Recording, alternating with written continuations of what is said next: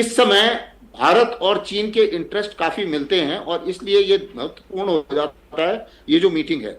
क्यों मिल रहे हैं? क्योंकि एक नए किस्म का जो है, एक अमेरिका में जब प्रेसिडेंट ट्रंप ने टैरिफ लगाया, वो ये सिर्फ टैरिफ की ही बात नहीं, उन्होंने केंद्रित किया है कि भाई ब्रिक्स जो है वो मेरे वर्चस्व को खत्म कर सकता है, वो अगर आपस में ट्रेड करेंगे तो मुझे नुकसान है, अगर वो डील डॉलराइजेशन की बात करेंगे तो मेरी प्रभुत्व को खतरा है।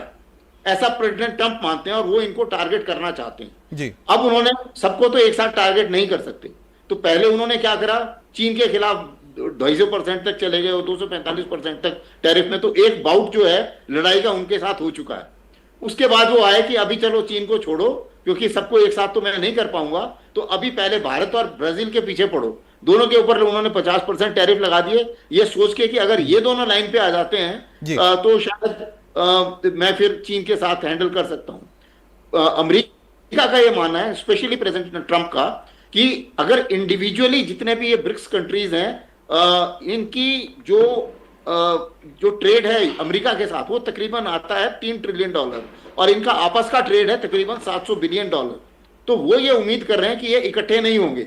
लेकिन इस जो मीटिंग है इसमें आप देखेंगे कि सबसे बड़ी चीज है ऑप्टिक्स, और इस ऑप्टिक्स में तीनों बड़े देश एक साथ आ रहे हैं, तीनों लीडर एक साथ आ रहे हैं। ये सबसे बड़ा एससीओ समिट है हिस्ट्री में, जिसमें सबसे ज्यादा हेड ऑफ स्टेट्स आ रहे हैं, और इसका आयोजन भी उसी मुताबिक उतना बड़ा हुआ है। और ये ऑप्टिक्स ये साफ नजर आता है कि ग्लोबल साउथ उभर के सामने आ रहा है, एक ऑल्टरनेट सिस्टम आ रहा है। ये एशिया की सेंचुरी होने वाली है, यूरेशिया की सेंचुरी होने वाली है, और यूएस लेड वेस्ट का, यूएस के नेतृत्व वाले वेस्ट का अभी प्रभुत्व जो है वो उसकी उल्टी गिनती शुरू हो गई है। तो ये एक मैसेज है, बड़ा मैसेज, जो चारों तरफ से जा रहा है। और भारत और चीन के संबंध अगर अच्छे हो जाते हैं, सामरिक तौर पे भी अगर आप देखें तो अगर भारत और चीन के संबंध अच्छे हैं तो पाकिस्तान भी अपने कंट्रोल में रहेगा, और उसी मुताबिक जो अमेरिका है उसको भी 10 बार सोचना पड़ेगा भारत से बातचीत करने में, क्योंकि उधर भी यहीं पर ही तो आकर चीजें कहीं ना कहीं रुक जाती है कि जो चीन और पाकिस्तान के रिश्ते हैं वो इस कदर मतलब दोस्ताना है, इस कदर उनके कहते हैं ना कि ये तो आयरन ब्रदर्स हैं। ये एक सबसे बड़ा मुद्दा है, मुझे लगता है कि भारत और चीन के बीच कई बार आड़े आ जाता है। राजीव सर, ये बताइए कि जब बातचीत होगी भारत और चीन के राष्ट्रपति की, यानी कि प्रधानमंत्री मोदी और शी जिनपिंग की, इस दौरान तो हम तो कह रहे हैं कि ट्रेड की बात होगी, लेकिन क्या प्रधानमंत्री मोदी ये टेररिज्म का मुद्दा उठाएंगे कि नहीं उठाएंगे? क्योंकि ये एक बहुत बड़ा मसला है जो इस पूरे रीजन को लगातार कहीं ना कहीं एक बोलते हैं ना कि बेहतर जगह बनाने से रोक रहा है। बिल्कुल सही कह रहे हैं अमिताभ कि हमारे लिए टेररिज्म, क्रॉस बॉर्डर टेररिज्म बहुत इम्पोर्टेंट मुद्दा है, और खासकर जो पहलगाम अटैक और ऑप सिंदूर के बाद। और अगर आपको याद हो, जून में अभी कुछ महीने पहले ही हमारे डिफेंस मिनिस्टर राजनाथ सिंह जी चीन गए थे एससीओ डिफेंस मिनिस्टर समिट के लिए, और उसमें क्योंकि एससीओ के जो ज्वाइंट स्टेटमेंट है उसमें उन्होंने क्रॉस बॉर्डर टेररिज्म को इंडोर्स करने से मना कर दिया था, तो व्यूअर्स को शायद याद होगा कि राजनाथ सिंह ने उस स्टेटमेंट को साइन नहीं किया था और बिना साइन स्टेटमेंट के ही वापस आ गए थे।